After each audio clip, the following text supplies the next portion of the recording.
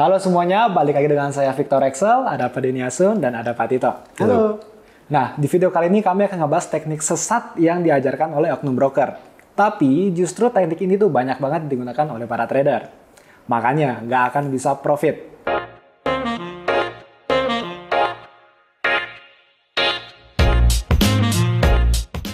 Nah, Pak Tito, di video sebelumnya kan sempat ngomong ya, kalau ada trader yang locking atau hedging, itu pasti loss, Pak. Betul. Tuh kok bisa? Jadi gini, kalau bagi para trader itu kan kalau kumpul ya adalah timbullah obrolan trader dong. Ya kan trader kalau ngobrol ngapain aja sih, ngomongin apa aja sih? Pasti ngomonginnya metode, nggak jauh-jauh nih. Yang bikin profit pasti ya? Ya, metode yang bikin profit. Lalu ngapain sih ngomongin indikator, ngomongin robot. Curhat juga sama trader. Curhat loss mungkin. Atau bahkan ngomongin brokernya kan. Wah, broker yang ini curang, broker yang itu curang. Ya kan cara, ya, dan seterusnya lah. Intinya ini obrolan trader. Nah, kami nih, ceritanya saya kembali ke tahun 2010 lagi kan. Di kalangan dealer, di kalangan broker, kita juga ada namanya obrolan dealer. Ya kan? Obrolan dealer tuh ngomonginnya apa? Kita ngomongin gimana caranya membuat trader loss. Ya kan? Jadi di kalangan dealer ini sebenarnya ada satu rahasia umum bagi para dealer, ya kan? bagi kalangan broker. Bahwa trader itu akan loss dengan sendirinya saat mereka masuk ke area greedy atau mereka masuk ke area takut. Ya kan? Jadi tugasnya oknum broker itu ngapain? Ya membuat mereka masuk ke area itu. Membuat mereka greedy atau membuat mereka takut. Dengan sendirinya mereka akan loss. Ya kan? Untuk itulah bagi para oknum broker, mereka akan dengan sengaja mengajarkan metode locking ataupun hedging. Ya kan? Metode yang seharusnya digunakan oleh institution, oleh broker, atau bahkan oleh hedge fund manager, sengaja diajarkan ke retail client, ke klien-klien yang biasa nih. Ya kan? Untuk membuat mereka loss dengan sendirinya.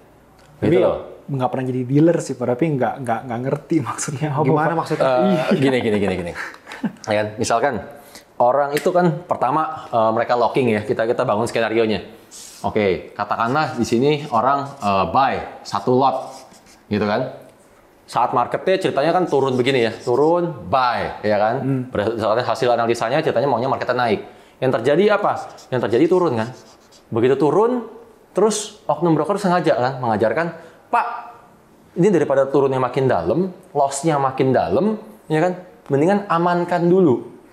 Amankan dulu posisinya. Hedging, Pak, locking. Ya kan? Ini dilakukan oleh institusi besar. Ya kan? Karena memang kalau dicari tahu beritanya, kalau dicari tahu informasinya, hedge fund, ya kan? Institution, bank, mereka melakukan hedging. Sehingga kan klien retail akan percaya dengan mudah. Oh iya ya. Ya, Pak, ya. Ini adalah hal yang sangat profesional dilakukan oleh mereka semua. Terjadilah locking, sell, satu lot. Bener kan? Tapi terus yang timbul apa? Ya kan? Yang dikatakan adalah, dengan ini Pak, nanti kalau marketnya turun, buka sell-nya. Setelah itu saat nanti balik naik, buka buy-nya. Bapak jadi profit dua-duanya. Bener kan? Siapa klien yang nggak happy digituin? Happy dong? Happy lah. Yang terjadi adalah, oke, marketnya turun. Katakanlah ini tadi setelah turun 100 poin ya. Ini turun 100 poin, kan locking kan? Turun, katakanlah ini turun 300 poin. Udah, turun 300 poin, yang sell dibuka dong.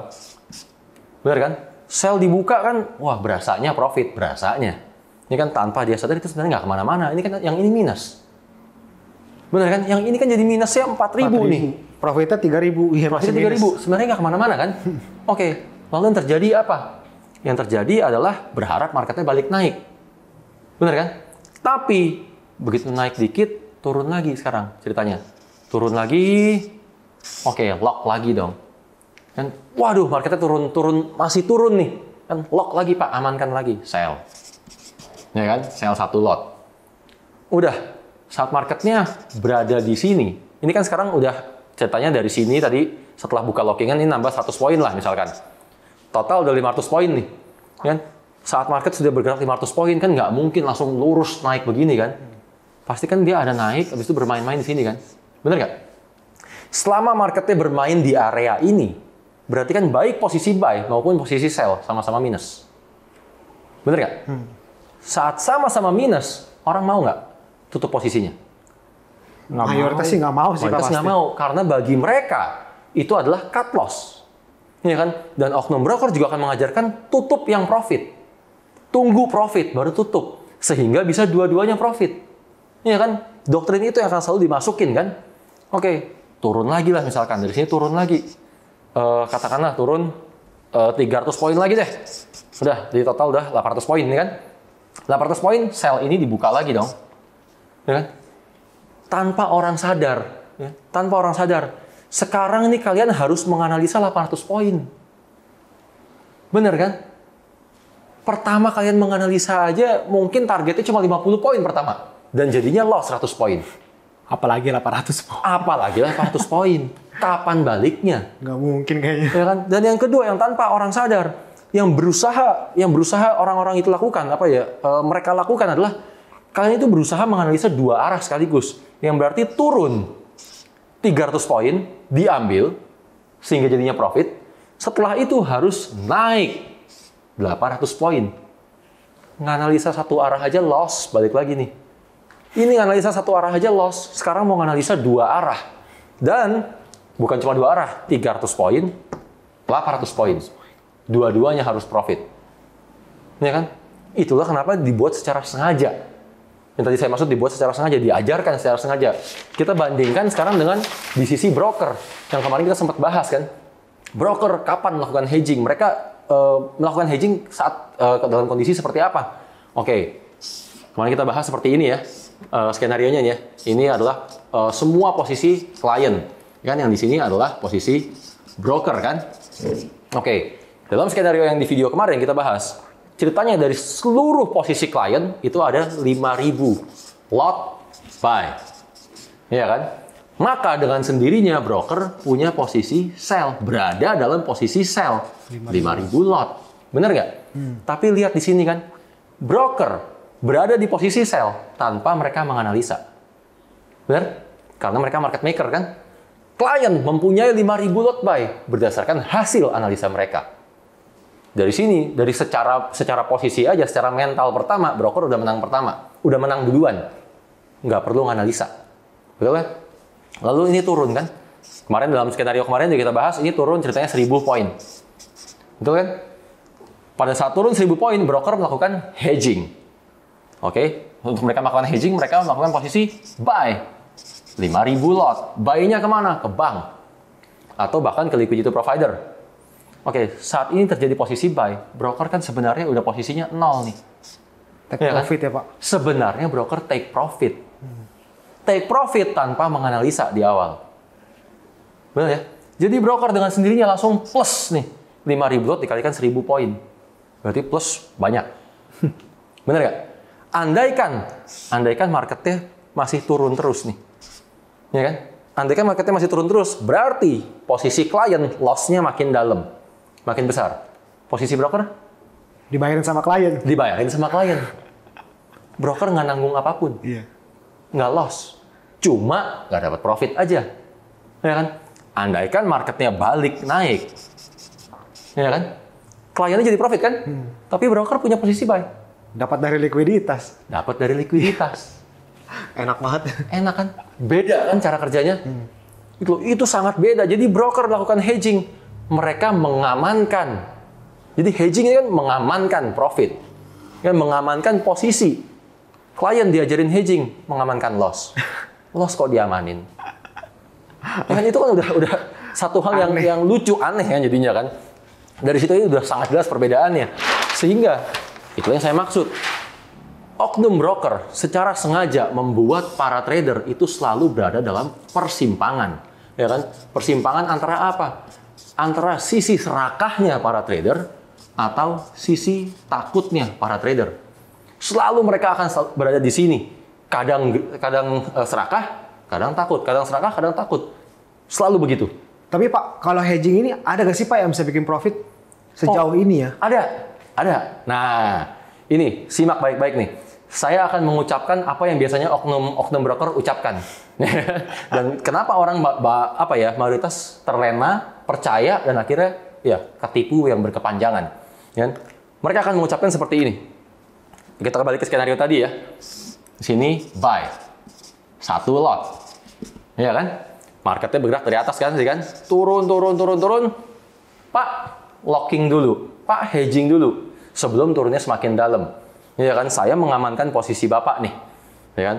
Berdasarkan hasil analisa saya, ini bisa turunnya panjang, Pak. Bagus saya amanin dulu. Mereka nggak akan bilang cut loss aja. Kenapa? Karena saat melakukan locking, sell, satu lot, saya sebagai oknum broker dapat komisi. Ya kan? Posisinya jadi 2 kan? Komisinya kali 2 lot dong sekarang. Oke. Lalu ini setidaknya 100 poin tadi kan? 100 poin. Naik, turun lagi. Turun. 300 poin tadi kan? Oke. Setelah 300 poin, yang posisi sell dibuang kan? Saat posisi sell ini dibuang, plus dong. 3.000. Satu lot dikali 300 poin. $3.000. $3.000. Nih ya kan, anggaplah kita lupakan dulu nih spread, swap dan lain-lain, $3.000. Secara di atas kertas ya. Oke. Lalu ceritanya bener lah, anggaplah saat dibuka sell-nya bener-bener marketnya naik. Begitu marketnya naik, balik ke sini aja nih, balik ke titik awal pertama kali locking. Secara matematika di atas kertas, posisi buy cuma tinggal minus 1.000 bukan nih? Iya. Benar nggak? Maka posisi buy-nya ini hanyalah minus 1.000. Minus 1.000. Benar kan? Totalin coba. Harusnya profit 2.000 ya. Masih net 2.000. Benar kan? Masih net 2.000. Kan? Di atas kertas, secara matematika, profit. Tapi apa yang terjadi? Realitanya saat orang terjadi di sini, naik 300 poin. Kembali ke area greedy. Bener nggak? Kembali ke area greedy-nya apa? Ini market udah naik 300 poin. Kayaknya bisa nih BEP. Masa nggak bisa? Nah, masa nggak bisa 100 poin lagi? Bisa nih BEP nih. Berharaplah naik ke atas kan? Bener nggak? Andaikanlah BEP greedy lagi dong. Masa nggak bisa profit? Masa nggak bisa profit? Masa penantian panjang saya hanya untuk BEP? Iya kan? Masa saya udah berhari-hari, berbulan-bulan susah tidur hanya untuk BEP? Iya kan? Nggak worth it. Tungguin lah sampai profit. Iya kan? Itulah kenyataannya. Dan saat kondisi ini terjadi, oknum brokernya kemana? Hilang. Susah dihubungin. Kenapa? Karena tahu klien itu sudah berada dalam persimpangan. Benar dong? Dan begitu marketnya turun lagi, ya kan? Pak, marketnya turun lagi, Pak. Tiba-tiba nongol ya, Pak? Tiba-tiba nongol. Locking dulu, Pak. Ya kan? Dan seterusnya. Mereka akan selalu advice seperti itu. Ya kan? Yang selalu kitanya begitu marketnya turun lagi, kita kembali ke takut. Dan ini nggak kelar-kelar akhirnya kan. Sebentar kita greedy, sebentar kita takut. Terus aja begitu. Nah, tapi kok waktu itu ada pernah lihat banyak orang di luar sana nih, istilahnya. Itu tuh hedging-nya tuh sampai, wah Pak. Buy sell. Sampai berlapis, kayak kue lapis, Pak. Nah, kalau kayak kue lapis. Sampai kaget Pak, ngeliatnya Pak. Kalau itu skenarionya seperti ini, ya kan? Itu sih udah lebih apa ya? Lebih sadis lagi jurusnya. Pasti, karena kan doktrin yang mereka terima sejak awal adalah ini mengamankan loss. Nah, ini untuk solusi-solusi untuk orang-orang kayak gini tuh gimana sih, Pak? Yang paling make sense lah gitu.